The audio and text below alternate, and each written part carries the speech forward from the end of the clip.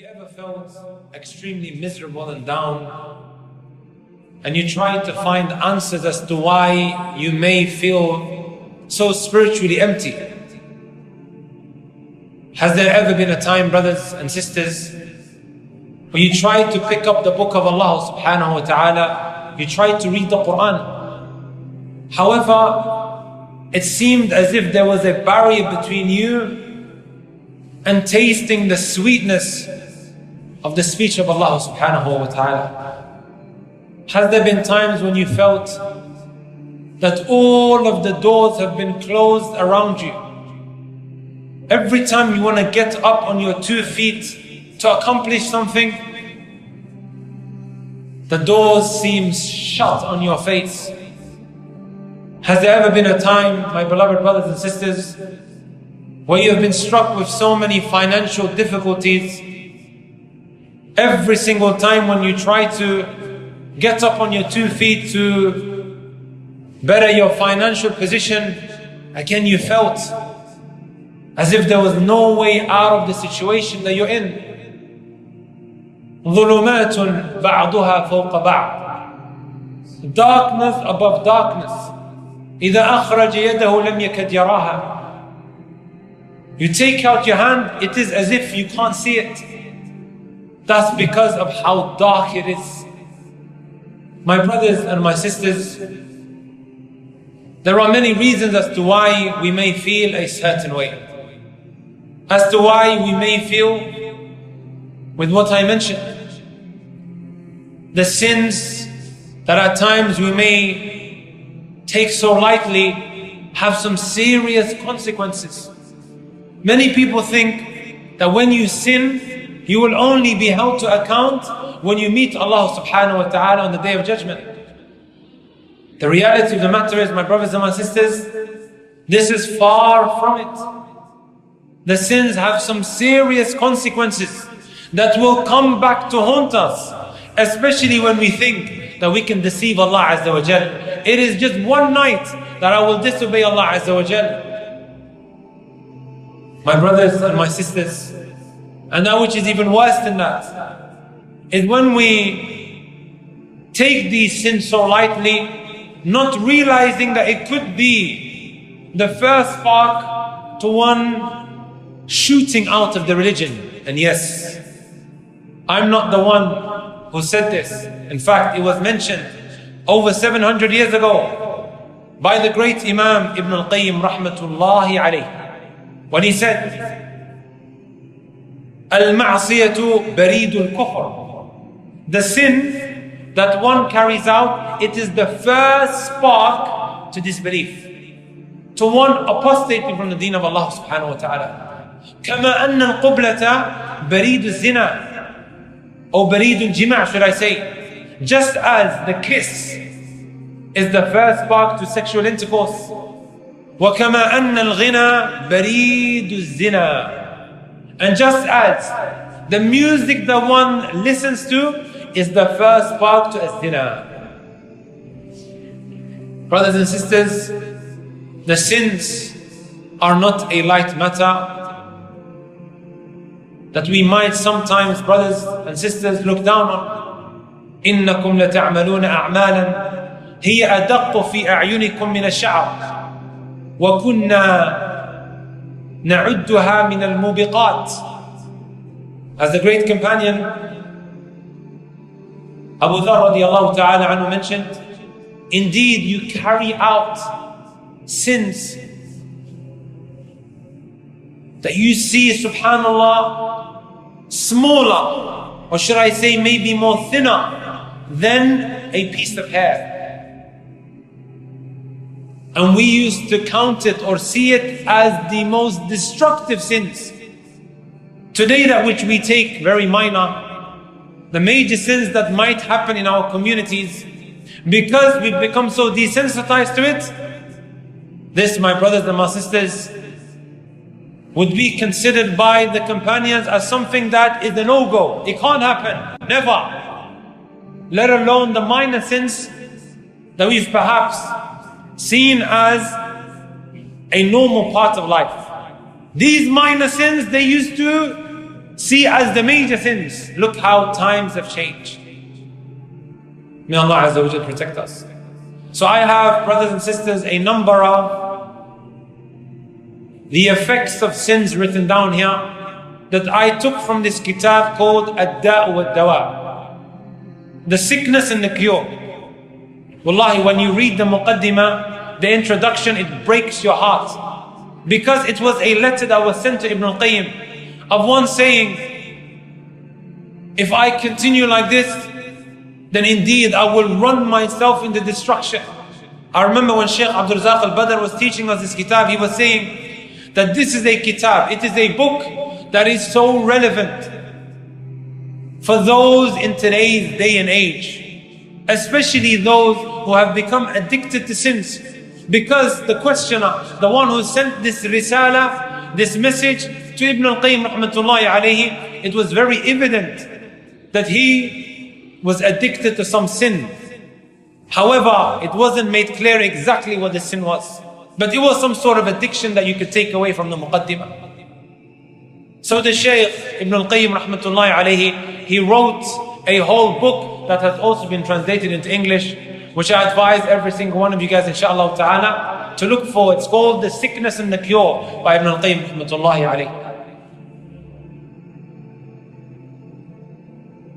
The first consequence, brothers and sisters, of the sins that we carry out, Hirmanul ilm.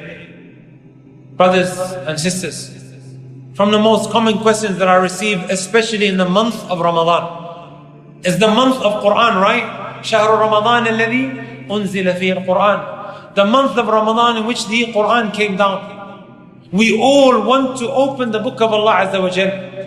We want to hit the ground running. We want to better ourselves so that we become better Muslims outside the month of Ramadan. We want to use Ramadan as a stepping stone. And is there a better place to be starting than the Quran? You open the Quran in this blessed month when the shayateen have been locked up and the doors of Jannah have been swung open and the doors of hellfire have been slammed shut. You open the Quran, you sit there for a couple of minutes and it just doesn't seem to be penetrating an individual's heart. You can't sit there holding the Quran. You close it and then you come back maybe 20 minutes later. You open the Quran, it doesn't seem to be happening. It seems like our hearts have become sealed. We struggle to have that connection with the Quran, that connection with Allah Azza wa Jal. Why, brothers and sisters? Ibn al-Qayyim rahmatullahi alayhi, he says, from the consequences of sins is that one is deprived of knowledge. Have you guys heard of an Imam al-Shafi'i and also Imam Malik? 2 out of the 4 great Imams of fiqh. The first of them is the great Imam, Al-Imam al-A'zam fi zamanih, Al-Imam Abu Hanifa rahmatullahi alayhi. And then you have Al-Imam Malik, and then the one who came after, Al-Imam al-Shafi'i, and then Al-Imam Ahmad ibn Hanbal. 2 of them, Imam al-Shafi'i and also Imam Malik, they came together. And at the time, Imam al-Shafi'i was a student. He sat down in front of the great Imam, the Imam of al-Medina, Malik ibn Anas rahmatullahi alayhi rahmatan wasi'ah. Imam Malik was absolutely amazed at how sharp the memorization of Imam al-Shafi'i rahmatullahi alayhi. And he said to him the following, Inni ara anna Allah qad alqa fi qalbika nura. فَلَا تُطْفِئْهَا بِظُلْمَةِ الْمَعْصِيَةِ. I can see that Allah Azza wa Jal has placed a nur, a light in your heart. Do not extinguish this light with the darkness of sinning. Subhanallah. As time went on, they say the memorization of Imam al-Shafi'i became affected. He started suffering from some memory loss. His memorization was so sharp. Imagine you have a kitab, right? He would have to cover one side just so it doesn't get mixed with the other side. Photographic memory. Allahu Akbar. So his memory became affected. You know what the reason was? They say because he saw the ankles of a woman. So it was bangles on the ankle and he looked at it. And that affected his memory. I remember before I was leaving Yemen, one brother said to me, listen, Muhammad, because he knew I memorized the Quran. He said, Muhammad, I advise you not to go back to the UK. I said, why? He goes, you may look at a woman and you will end up forgetting the whole Quran. Well, I looked at the brother and I thought, is he being serious? As time went on, I began to realize exactly what he meant. Imam al-Shafi'i's memory became affected because he looked at some bangles on a woman's ankles. Now you live in this sexualized society where women are objectified. Just about every banner and every billboard you have a half-naked woman that is being used as a marketing tool to sell a product. That's what it's come to, brothers and sisters. If only our sisters knew exactly what society is trying to do to her. They are there to strip you of your clothing, to objectify you, while Allah subhanahu wa ta'ala has honored you as a woman. And everything that is precious, when you think about it, it is so hard to get to. Agreed? Who in his right mind walks around the streets of East London flashing his bank card or the money that he has stored in a safe? The diamonds and the pearls, it's very hard to get to. And now women are precious, so it's hard to get to them. They are covered just like all of these other precious materialistic things. Anyways, brothers and sisters, he saw the ankles of a woman that had bangles and it affected his memory. And then he mentioned these very famous lines of poetry when he said, شكوت إلى وكيع سوء حفظي فأرشدني إلى ترك المعاصي فأخبرني بأن العلم نور ونور الله لا يهدى لعاصي. I complained to Waki' about my bad memory loss. For a very long time I thought, why did he go to Waki'? Who's this individual called Waki' ibn al-Jarrah? He could have gone to Imam Malik, he could have gone to so-and-so, and that individual, but he went to Waki'. I'll tell you guys why after. I complained to Waki' about my bad memory loss. He advised me to leave off sinning. Out of all of the advices that he could have given him, he told him, leave off sins. فَأَرْشَدَنِي إِلَى تَرْكِ الْمَعَاصِي. Allahu Akbar. He didn't say to him, Ya Imam Shafi'i, the glory days are behind you. You've memorized. You're bound to forget at old age. لا. فأخبرني بأن العلم نور ونور الله لا يهدى لعاصي. He told me that this ilm is a nur, it is a light. And this light is not given to a sinner.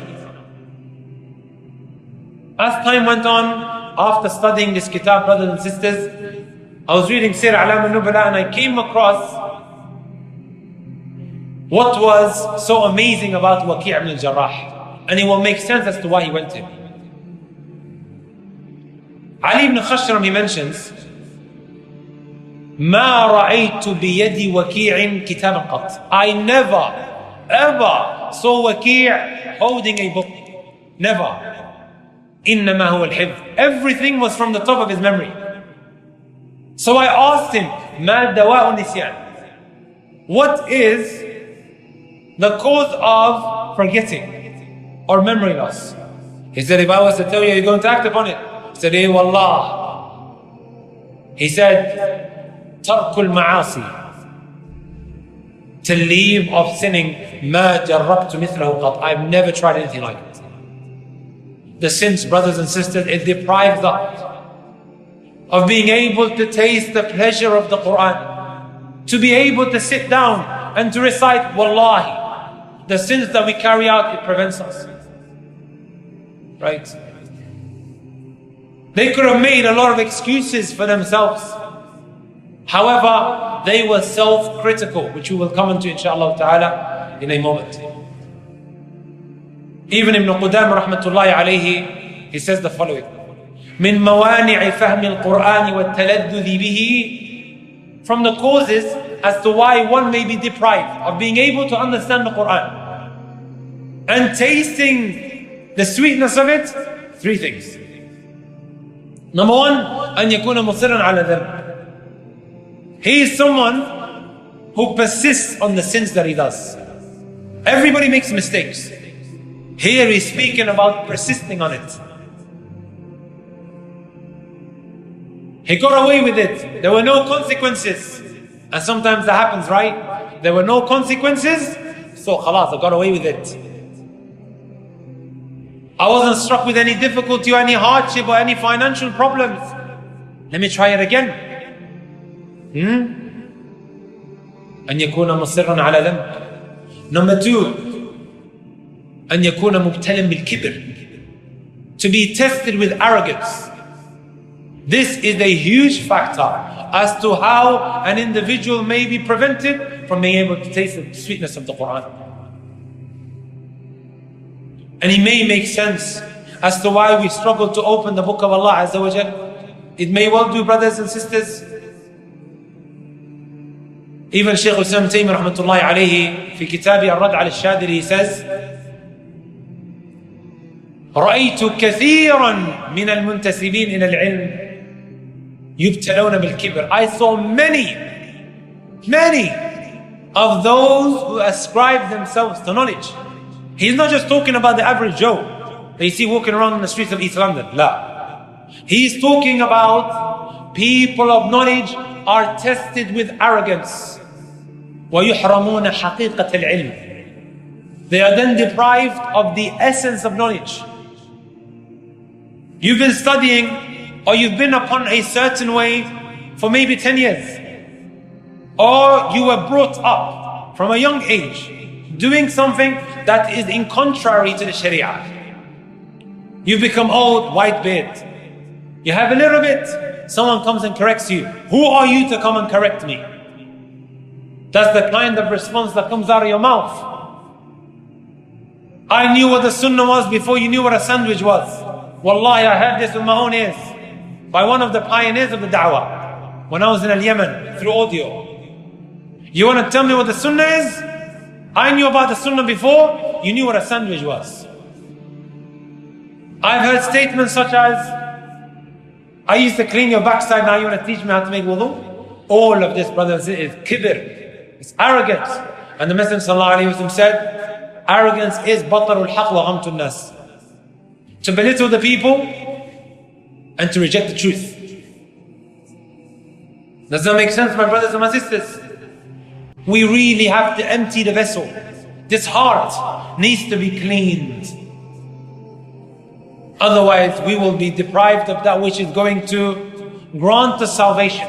And I think it's important that I touch on this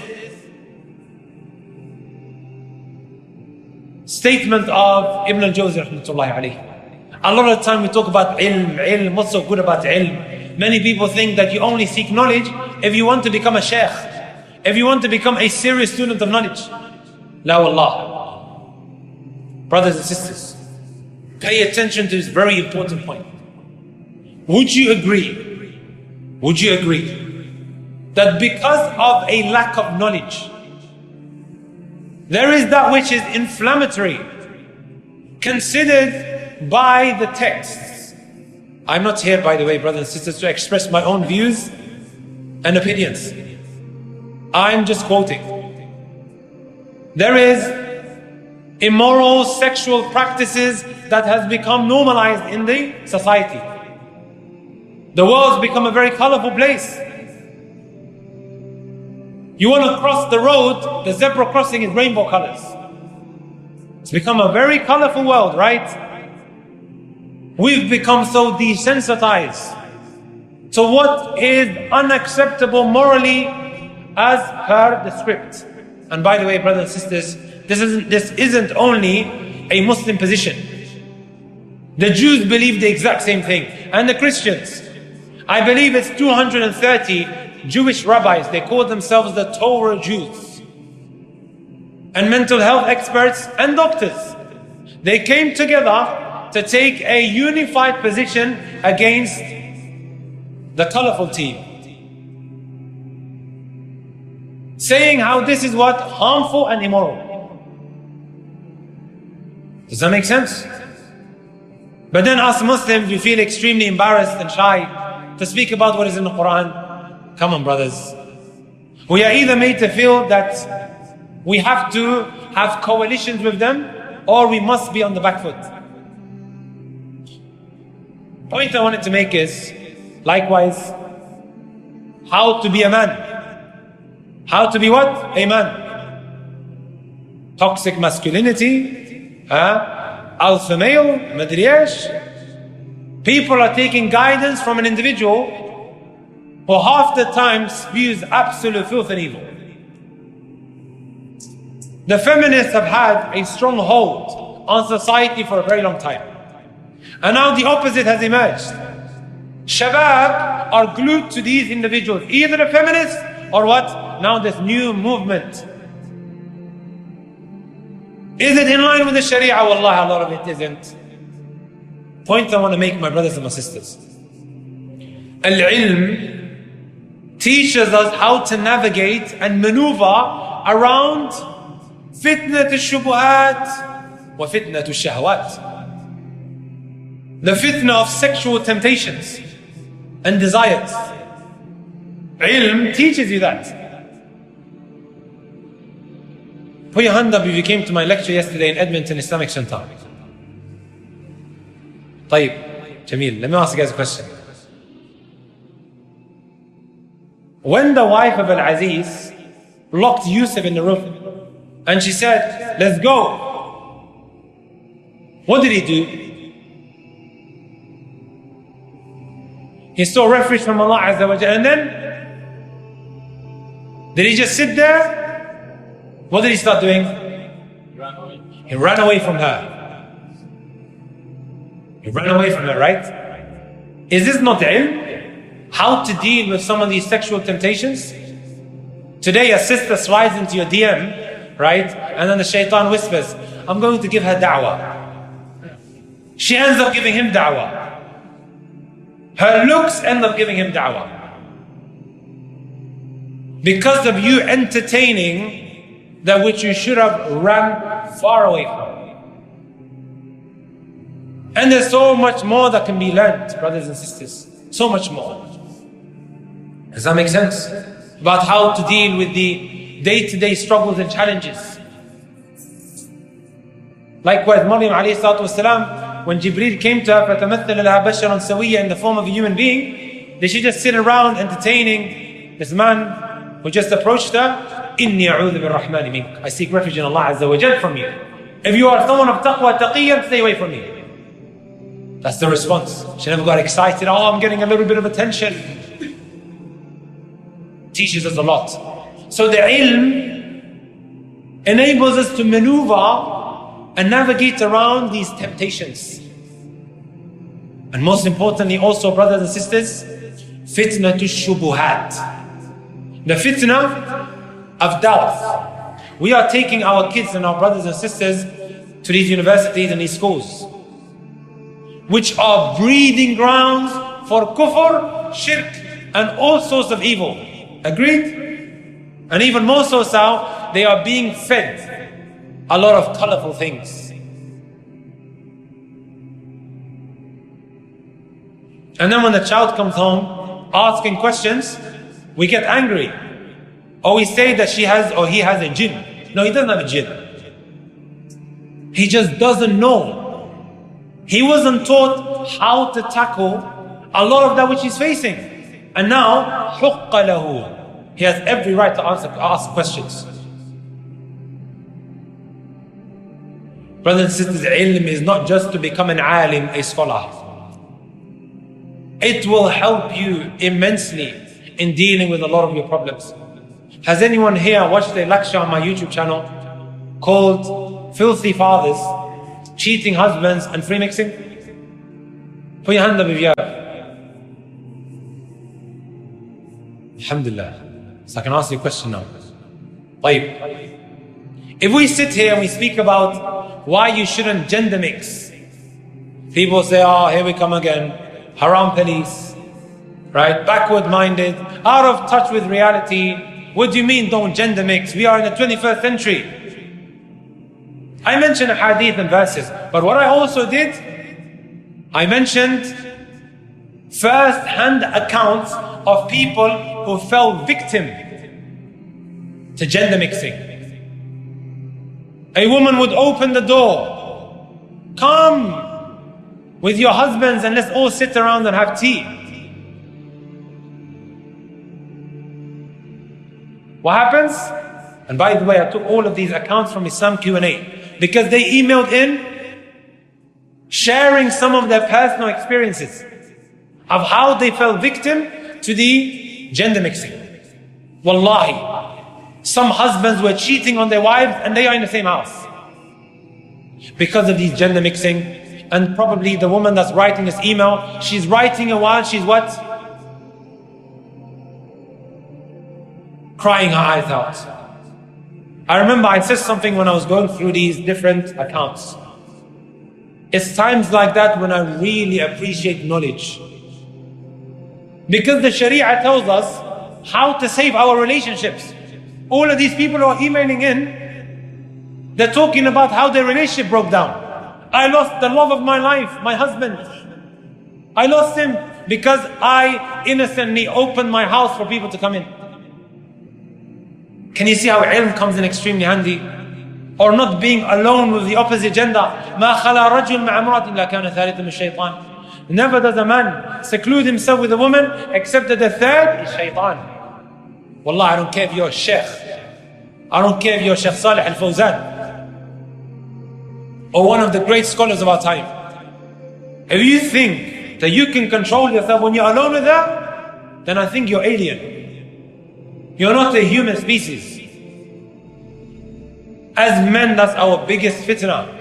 To be honest here, guys, Ata ibn Abi Rabah, who used to limp, pug nose, could barely see properly, right? And he was paralyzed. He never had a wife. You know what he said? If you make me the chancellor of the city, I will take the job, in charge of the wealth. But if you ask me to be in charge or to look after amatun shawha, an ugly slave, then I wouldn't do so. I don't feel comfortable. I fear for myself. Does that make sense, my brothers and my sisters? This is ilm, teaching us how to have a way of life that will protect us from a lot of heartbreak, a lot of problems, a lot of struggles, a lot of difficulties that we experience when living life. So going back to the point that I mentioned, brothers and sisters, about ilm. Shaitan does not want you to study.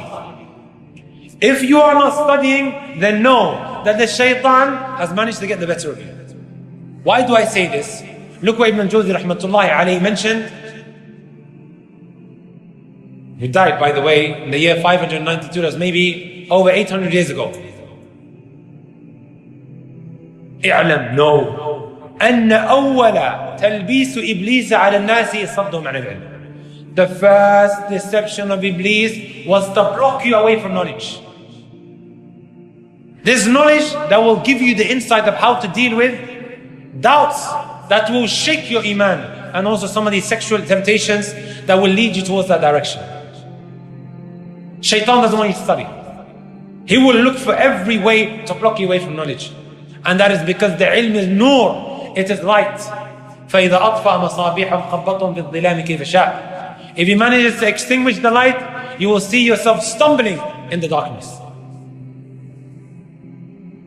Does that make sense, my brothers and my sisters? We don't just study because I want to become the next sheikh, or I want to become imam here, to do the khutbahs in Newbury Masjid. That's not why we study. Your salvation in this dunya is totally dependent on you taking time out to study the deen of Allah subhanahu wa ta'ala. Also, that which I want to make mention of as to why we may be struggling to read the book of Allah Azza wa Jal. Has music entered into our hearts? Ibn al-Qayyim rahmatullahi alayhi, he mentions a very powerful line of poetry.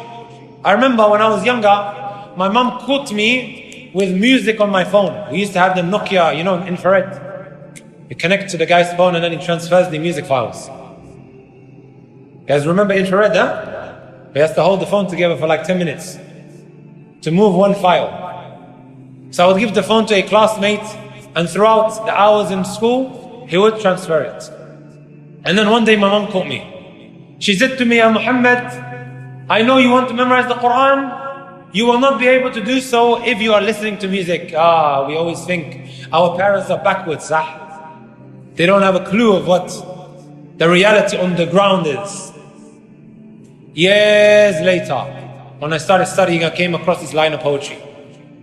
And he said, حب الكتاب وحب ألحان الغنى في قلب عبد ليس يجتمعان. The love of music and the love of the Quran are two things that just can't come together in one's heart. Does that make sense, brothers and sisters? Here, brothers and sisters, you're probably thinking to yourself, pornography, addicted to Netflix. This is what may be going to prevent the ilm from entering into my heart. Is that it? This is what rushes to people's minds the moment we speak about sins that will prevent knowledge entering into your heart. Have you guys heard of Hafid Musind? This title Hafid, does anybody know what Hafid means? Not how they use it today, Hafiz. Back in the day, if someone has the title Hafid, how many hadith does he need to memorize in order to have this title of Hafid? 100,000 hadith. Ibn Hajar mentions about this individual, فَنَسِيَ غَالِبَ مَحْفُوظَاتِ حَتَّى الْقُرْآنِ. He forgot the majority of that which he memorized, and even the Quran. You know what the reason was? وَقِيلْ إِنَّهُ كَانَ ذَلِكَ أو إِنَّ ذَلِكَ كَانَ سَبَبًا لِوَقِيعَتِهِ فِي النَّاسِ. Because he always used to rip into people.